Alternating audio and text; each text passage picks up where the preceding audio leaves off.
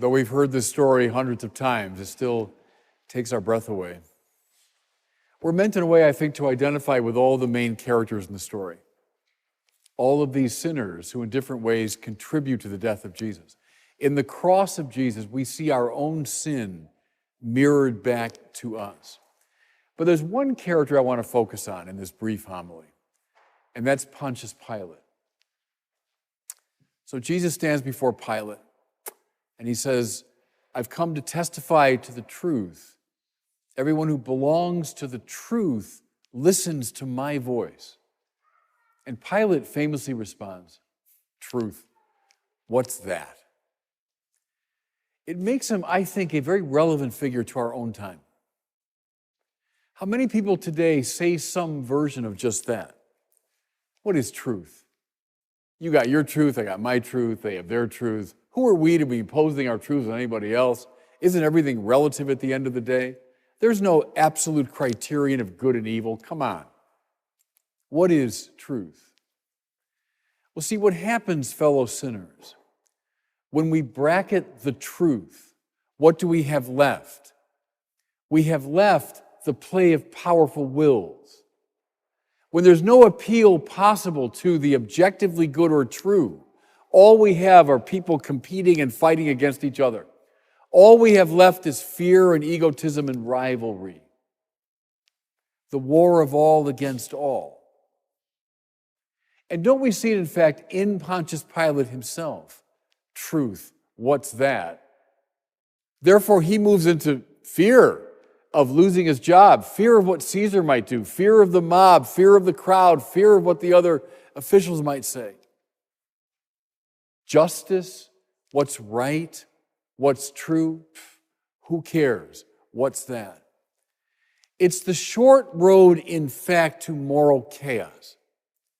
Do you want to hear the echo of Pontius Pilate? Look at the totalitarianisms of the last century that bracketed precisely those questions of the objectively just and good and true. What followed was moral chaos on a massive scale.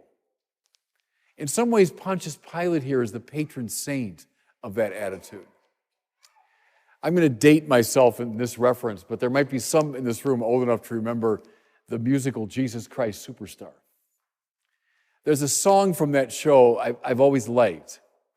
It's Pontius Pilate prior to his confrontation with Jesus, and he's having kind of a fever dream about this event. And he says, the room is full of wild and angry men. They seem to hate this man. They fell on him and then they disappeared again. But then I saw, Pilate continues, thousands of millions crying for this man. And then I heard them mentioning my name and leaving me the blame. I think what's in the mind of Andrew Lloyd Webber as he wrote that lyric, all the Christians up and down the centuries reciting the creed, crucified under Pontius Pilate, crucified under Pontius Pilate, crucified under Pontius Pilate, thousands of millions crying for this man and mentioning his name and leaving him the blame.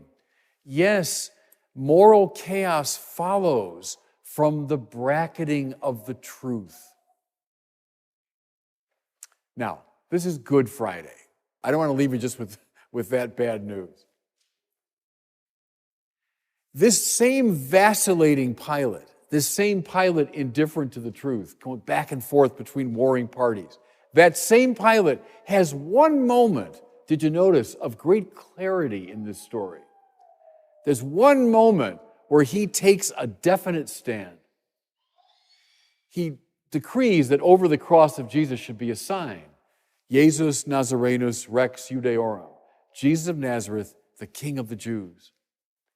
And the Jewish officials are scandalized. No, don't write that. You should say he just claimed to be King of the Jews. He's not really the King of the Jews.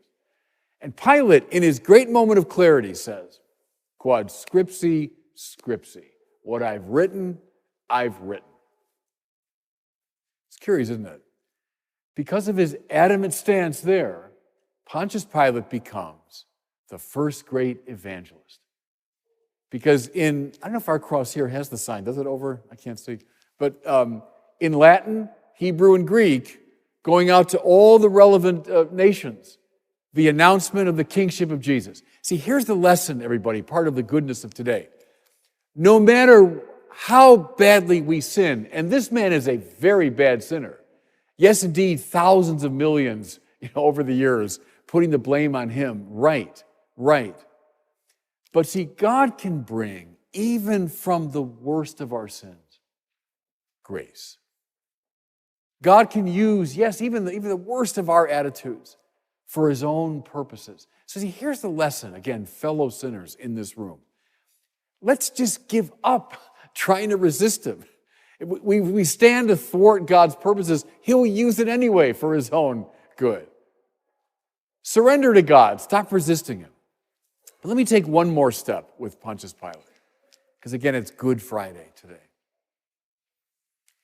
Is it possible that somewhere deep down in his soul, even as he vacillates, even as he says, what is truth, even as he just lives in fear, is it possible that somewhere deep down in his soul, Pilate sensed, this is the King of the Jews. Yes, this is the Son of God. Yes, this is the very truth standing right in front of me. And do you think maybe when he said, Quod Scripsi, Scripsi, what I've written, it was something good deep down in him that was saying, no, I want to announce to the world the kingship of Jesus. Do you know there's an ancient tradition, it's in the Abyssinian church and some of the other Eastern Christian churches, that Pontius Pilate converted, joined the faith, and became a saint. He's even honored in some of these churches as a saint. Well, why not? This is Good Friday. See, is it possible, fellow sinners, that as we stand before the cross of Jesus today, and listen, we see mirrored back to us our own sin, and there's no escaping it. There's no escaping it. In the cross of Jesus, we see our own sin, our own injustice, our own stupidity, our own violence, our own cruelty. We see it. We can't run from it. But is it possible that as that sin is mirrored back to us, we also gaze into the merciful and forgiving eyes of the crucified Christ? And that it awakens deep down in us, despite our sin, some little inkling of grace. We all come to this room as sinners. Okay, we admit it in the presence of the cross of Jesus. But can we also sense in his gaze the awakening of grace within us?